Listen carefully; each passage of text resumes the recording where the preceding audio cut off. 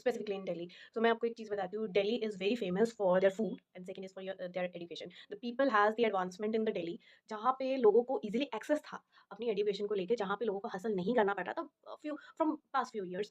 इतना changes आया था कि people were driven to the education through various mediums and what happened recently?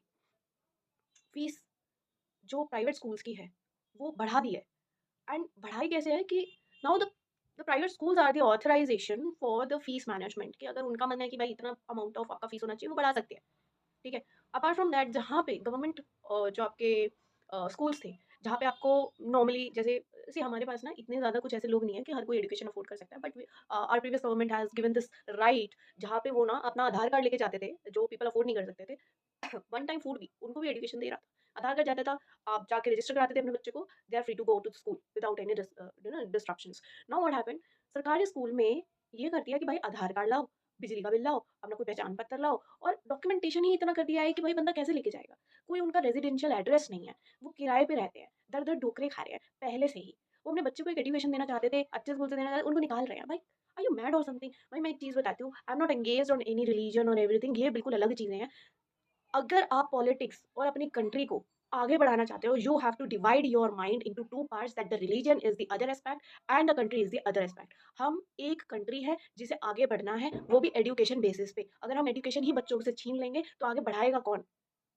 भगवान का बिलीफ होना अलग बात है, आप उन पे बिलीव कर रहे हो, ही और she the goddess and God will protect you.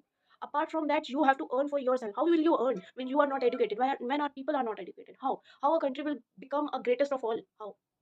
China हो गया आपका, यूएस हो गया आपका, जापान हो गया आपका, people are educated, they are forcing their people to go and educate themself, और उनको उन चीज़ों में डाला ही नहीं जा रहा है कि हाँ भाई यहाँ देखो वहाँ देखो, आप पढ़ाई करो, पढ़ाई से आगे बढ़ो, आपका देश आगे बढ़ेगा। हमारा देश पीछे जा रहा है। भाई कुछ नहीं रखा है रिलीजन में, आप रिलीजन फॉलो करें बहुत अच्छी बात है, आप जिस भी रिलीजन को, I respect all the religions, but please do not drive your kids into that.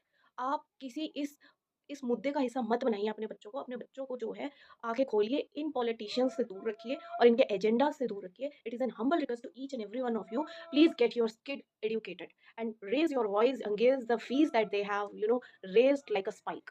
बहुत ज़रूरी है अगर आपको अपने बच्चों को आगे देखना है, एक अच्छा भविष्य देना है, एक अच्छी कंट्री में रखना है। No one want to live in this country right now and specifically in Delhi, जिस हिसाब से हालत हो गई है यहाँ पे, ठीक है। So you have to make your voice up for this kind of situations right now.